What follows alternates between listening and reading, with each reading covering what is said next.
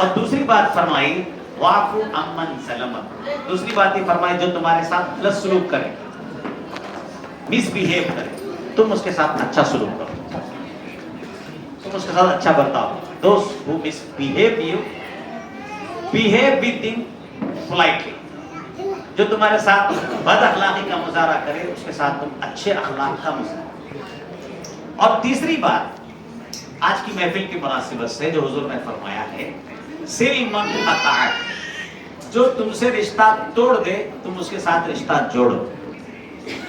اب جن کے ساتھ ہمارا رشتہ ہے وہ تو اپنی جگہ پر ہے، مگر جو لوگ رشتوں کو توڑتے ہیں تو رشتوں کو توڑنے والوں کے ساتھ تمہارا معاملہ یہ ہونا چاہیے کہ تم ان کے ساتھ رشتے جوڑو، تم ان کے ساتھ رشتے جوڑو. تو جو رشتہ جوڑنا ہے وہ بہت اہم رول ہے آج کی دنیا میں، بھاگ دوڑ کی دنیا میں، اور آج کی اس بکھرے ہوئے معاشرے میں، آج کے ٹوٹتے ہوئے معاشرے میں، ٹوٹتے ہوئے خاندانوں میں، ٹوٹتے ہوئے قبیلوں میں، ٹوٹتے ہوئے دوستوں میں. یہ بہت اہم کام ہے کہ ہم رشتوں کو جوڑیں، لوگوں کو جوڑیں، رشتوں کو جوڑیں. جو رشتوں کو توڑتے ہیں ان کے ساتھ رشتہ جوڑو. ایک شاعر کہتا ہے کہ بس اتنا ہی لکھ پایا ہوں عنوان زندگی پر، بس اتنا ہی لکھ پایا ہوں عنوان زندگی پر. بہت مضبوط رشتے تھے بہت کمزور لوگوں سے، رشتے بہت مضبوط تھے مگر جن کے ساتھ رشتے تھے وہ بڑے کمزور تھے. تو بہت مضبوط رشتے تھے بہت کمزور لوگوں سے. اور ایک بات بتا دیں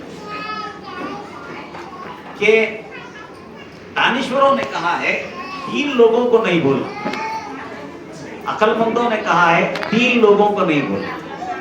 جو تمہیں مشکل میں ساتھ دے اسے مت بھولنا، جو تمہیں مشکل میں ساتھ دے اسے مت بھولنا، اور جو تمہیں مشکل میں ڈالے اسے بھی مت بھولنا،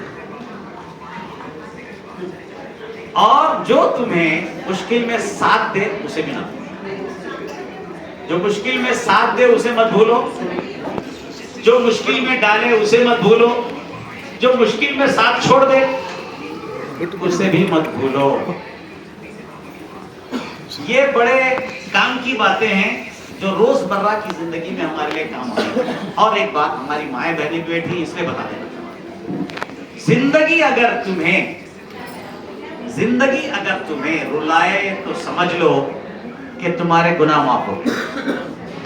زندگی اگر تمہیں رلائے تو سمجھ لو کہ تمہارے گناہ معاف ہو گئے. اور زندگی اگر تمہیں ہنسائے تو سمجھ لو کہ تمہاری دعا قبول ہو،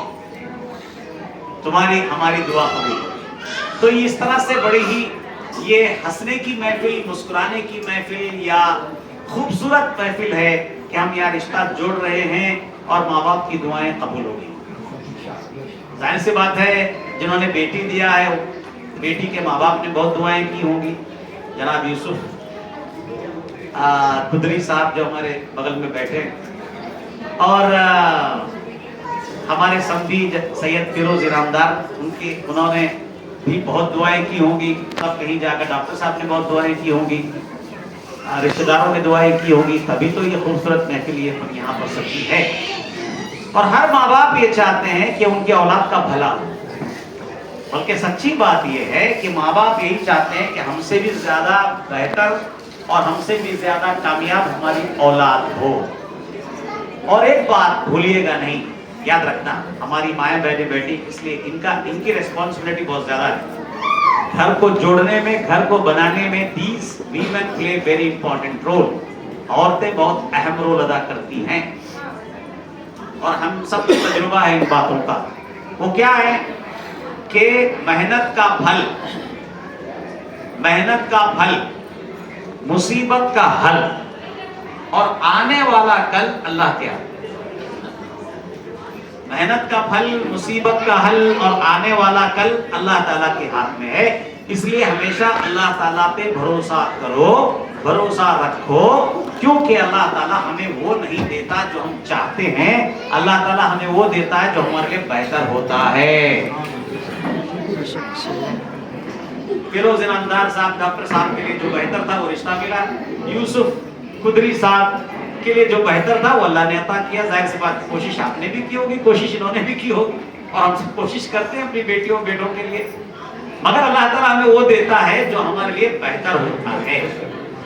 یہ بات جو بنیادی باتیں ہیں, گراؤنڈ ریالٹی ہے, ان باتوں کی طرف ہماری توجہ نہیں ہوتی. جو بیانات ہوتے ہیں کچھ اس طرح کے ہوتے ہیں کہ وہ سکسر اور باؤنڈری وہ سمجھ میں نہیں آتے, ہم وہ کرتے رہتے. سوشل میڈیا پہ تو بہت کامن ہو گیا ہے, ہر آئے غیرو نتو خیرو سب کے سب مقرر عالم مفتی بن گئے. گراؤنڈ ریالٹی کیا ہے, معاشرے کی زمینی حقیقت کیا ہے, اس پر توجہ دینے کی ضرورت ہے. اس لیے یہ بات یاد رکھنا کہ اللہ تعالیٰ ہمیں وہ نہیں دیتا جو ہم چاہتے ہیں, اللہ تعالیٰ ہمیں وہ دیتا ہے جو ہمارے لیے بہتر ہوتا ہے.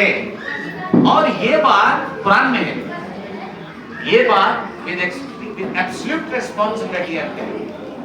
یہ بات قرآن میں اللہ تعالیٰ فرماتا عسیٰ ان تکرہوا شیئا وہو خیر لکم.